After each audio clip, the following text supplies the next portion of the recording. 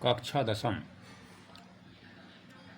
इस समय हम अध्ययन कर रहे हैं विद्युत धारा का।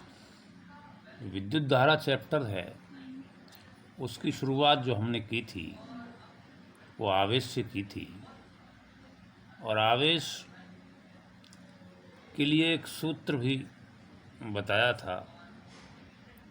वो सूत्र था Q बराबर N गुणा E, जहाँ N इलेक्ट्रॉनों की संख्या है और E एक इलेक्ट्रॉन पर आवेश है। तो इस तरह से हम आवेश की गणना कर सकते थे। उदाहरण के लिए अगर हम ये कहें कि एक सतह है और उस सतह से 5 इलेक्ट्रॉन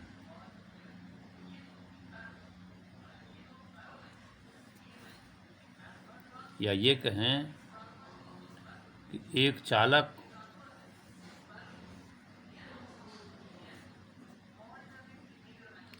से 5 इलेक्ट्रॉन दूसरे चालक पर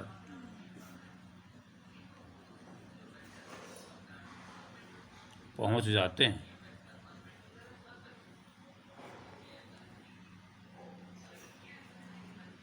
तो दूसरे चालक पर आवेश की गणना कीजिए।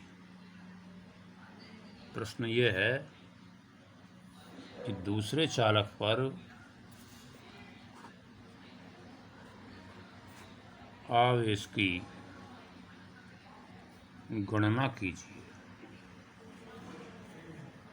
तो नंबर ऑफ इलेक्ट्रॉन्स यहाँ n = 5 है, और एक इलेक्ट्रॉन पर आवेश E का नियत मान होता है 1.6 मल्टीप्लाइड बाई 10⁻⁻19 कूलम।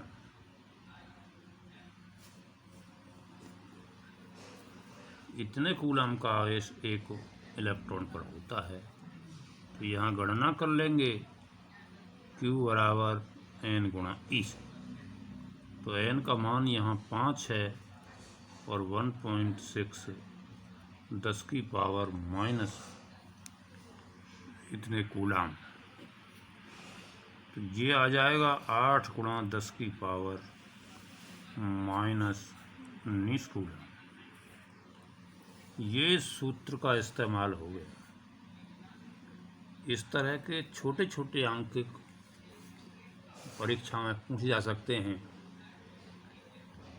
तो इस सूत्र का अनुप्रयोग यहाँ आपने सीखा। फिर उसके बाद जब हमने विद्युत धारा को पढ़ाया था, परिभाषा उसकी, तो बताया था कि आवेश प्रवाह की दर को विद्युत धारा कहते हैं, और एक सूत्र उसका बताया था I, धारा I बराबर Q/T, या Q बराबर IT भी कह सकते हैं। तो इस सूत्र के इस्तेमाल के लिए हम एक न्यूमेरिकल लेते हैं कि किसी परिपथ में 0.5 एम्पियर विद्युत धारा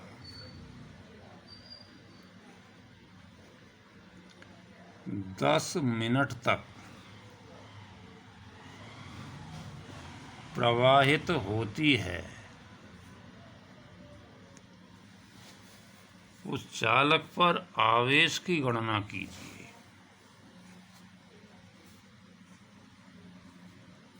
तो यहाँ I का मान दे दिया उसने 0.5 एम्पियर,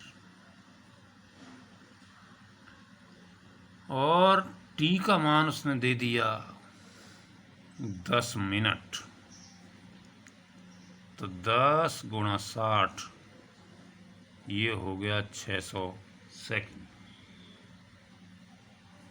अब सूत्र है I बराबर Q/T। I का मान है 0.5 एम्पियर, Q हमें निकालना है, और T बराबर हो गया 600/1 क्रॉस गुणा कर देंगे, इम्प्लाइज Q बराबर हो जाएगा 600 गुणा 0.5, 0.5 के मायने 1/2, ये आ जाएगा 300 कूलम। तो हमने पहले आवेश को पढ़ा। आवेश जो है वो क्या था, किसी चालक पर इलेक्ट्रॉन्स की कमी होना या उस पर आधिक्य होना, ये आवेश की परिभाषा थी। यहाँ जो न्यूमेरिकल हमने बताया, इसमें आवेश की गणना की, लेकिन प्रश्न था कि दूसरे चालक पर कितना आवेश होगा। एक चालक से इलेक्ट्रॉन दूसरे पर चले गए, इलेक्ट्रॉन्स का अपने आप में इलेक्ट्रॉन पर ऋण आवेश होता है, तो ऋण आवेश निकल गया, पहले चालक से दूसरे पर आ गया, तो इस पर जो आवेश हुआ वो इतने कूलम का कौसा आवेश हुआ, ऋण आवेश हुआ। दूसरा सूत्र विद्युत धारा की परिभाषा बताई थी कि आवेश प्रवाह की समय दर को विद्युत धारा कहते हैं। सूत्र बताया था Q बराबर IT या I बराबर Q/T। इस सूत्र का इस्तेमाल अंक प्रश्नों में इस प्रकार करते हैं। और तीसरी बात, विद्युत धारा मापन के विषय में बताया था। विद्युत धारा मापन में हम एमीटर का इस्तेमाल करते हैं। एमीटर को प्रतिरोध के सदैव श्रेणी क्रम में जोड़ा जाता है। और इससे अगली चीज़, विद्युत विभव के बारे में हम पढ़ रहे थे। विद्युत विभव एकांक धनावेश को अनंत से किसी बिंदु तक लाने में किया गया कार्य विद्युत विभव था। और जहाँ तक विभवांतर की बात कर रहे थे, तो विभवांतर में एक परिपथ है, चालक तार है, उस परिपथ में दो बिंदुओं के बीच एकांक आवेश को एक बिंदु से दूसरे बिंदु तक लाने में, उन दोनों बिंदुओं के बीच लाने में किए गए कार्य को उन दोनों बिंदुओं के बीच विभवांतर कहते हैं। तो सूत्र था आपका V बराबर W/Q। विभवांतर के मापन के लिए हमने वोल्ट मीटर का इस्तेमाल किया था। विभवांतर का मात्रक था वोल्ट। अब मैं सवाल करता हूं आपसे, विद्युत धारा जो हम मापते हैं उसका मात्रक क्या है? इस प्रश्न का उत्तर आपको देना है। पहला प्रश्न हमने बताया कि विद्युत धारा का मात्रक क्या है, यानी आवेश का मात्रक क्या है। पहला प्रश्न आवेश का मात्रक, दूसरा प्रश्न आवेश का सूत्र, ऐसे ही एक प्रश्न विद्युत धारा का मात्रक क्या है, विद्युत धारा की माप किस उपकरण से की जाती है, ऐसे ही उस उपकरण को प्रतिरोध के साथ किस क्रम में जोड़ा जाता है। ऐसे ही विभवांतर है, तो विभवांतर किसे कहते हैं, विभवांतर का परिभाषा क्या है, विभवांतर का मात्रक क्या है। इन सब प्रश्नों के उत्तर आप मुझे कमेंट करेंगे इस पर और मुझे देंगे। ऐसे ही विभवांतर से संबंधित एक प्रश्न लेते हैं, और प्रश्न ये है, ये प्रश्न था, एक ये प्रश्न था। प्रश्न ये है कि 12 वोल्ट विभवांतर के दो बिंदुओं के बीच 12 वोल्ट विभवांतर के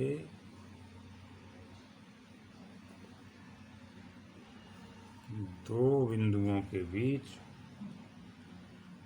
2 कूलाम आवेश को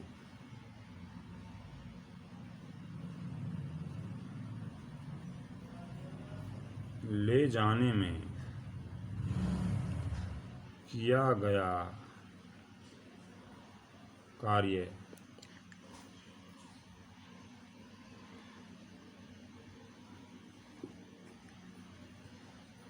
का आकलन कीजिए। प्रश्न ये है, तो यहाँ पर V बराबर तो हो गया आपका 12 वोल्ट और Q बराबर हो गया 2 कूलाम।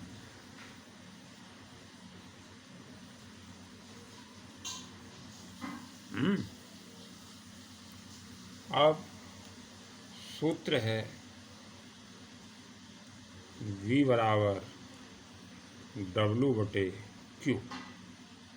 तो W का मान हमें यहाँ पर ज्ञात करना है। तो या ऐसा भी कह सकते हैं W बराबर V/Q। तो V का मान हो गया 12 वोल्ट और Q का मान हो गया 2 कूलाम। तो W बराबर हो गया यहाँ पर 24 जूल। तो ये विभवांतर के सूत्र का इस्तेमाल है, यानी ये सूत्र जो है हमें बिल्कुल ज़बानी याद होने चाहिए, बिल्कुल सीधा सीधा। देखो Q बराबर NE है, नहीं, Q बराबर NE और दूसरा Q बराबर IT और तीसरा W बराबर VQ कह लीजिए, V बराबर W/Q कह लीजिए। अब यहाँ एक चीज़ और ध्यान दें, क्या कि एक सूत्र पढ़ा हमने Q बराबर NE, दूसरा हमने पढ़ा Q बराबर IT। तो इन दोनों सूत्रों से NE बराबर IT हो गया।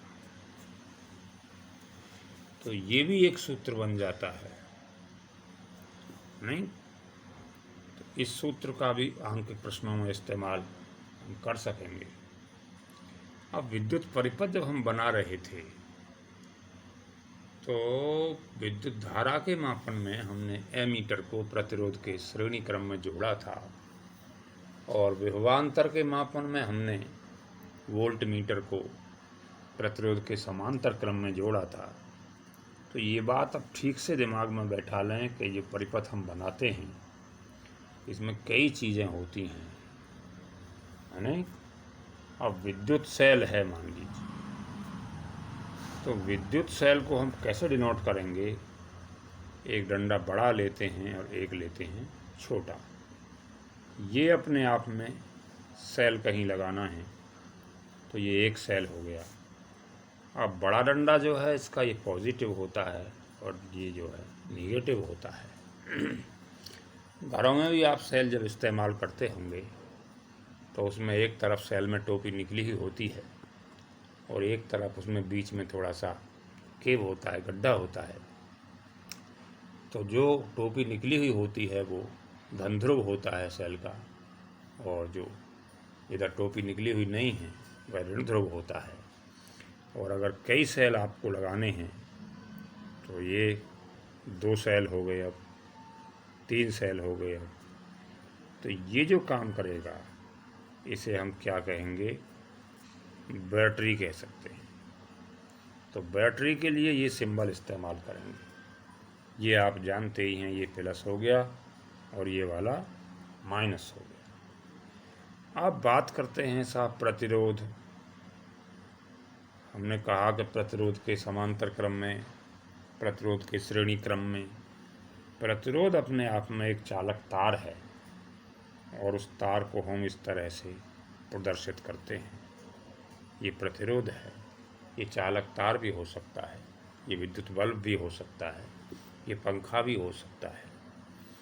तो इस तरह की जो चीज़ें हैं, ख़ास तौर पर यहाँ प्रतिरोध का मतलब आप प्रयोगशाला में अक्सर हम तार का प्रयोग करते हैं, तो प्रतिरोध के मायने यहाँ तार ही माना जाए। एक होता है धारा नियंत्रक। धारा नियंत्रक रिहोस्टेट होता है। इस रिहोस्टेट को हम कैसे इस्तेमाल करेंगे, इसका सिंबल क्या होगा? इसका सिंबल ये है धारा नियंत्रक। विद्युत धारा मापने का यंत्र था, उसे हम बोलते थे एमीटर। तो इस तरह से उसका सिंबल है, इसमें सुई चलती है इस तरह से, तो वो सुई बताती है कितना इसमें संकेत है। घरों में आपने स्टार्टर जो होते हैं समर के, उसमें लगा हुआ देखा होगा, इस पर भी प्लस माइनस अंकित होते हैं। ये एमीटर हो गया। और ऐसा ही विद्युत धारा मापने का तो यंत्र रहा हमारा एमीटर। और विभव मापने का जो विभवांतर मापते हैं उसका नाम होता है वोल्ट मीटर। तो वोल्ट मीटर भी लगभग इसी शेप का होता है, तो वो भी इधर प्लस और इधर माइनस, और इसे हम ऐसे प्रदर्शित करते हैं। कई बार हम क्या करते हैं कि एमीटर के लिए यहाँ ए लिख देते हैं और वोल्ट मीटर के लिए यहाँ वी लिख देते हैं। तो इन सिंबल्स का ध्यान करें, इन सूत्रों का ध्यान करें और इन सूत्रों का इस्तेमाल पर ध्यान करें कि आंकिक प्रश्नों में इनका प्रयोग कैसा किया जाएगा। ये बात अपनी बुक्स से भी देखें और जो हम बता रहे हैं इसको समझने का प्रयास करें।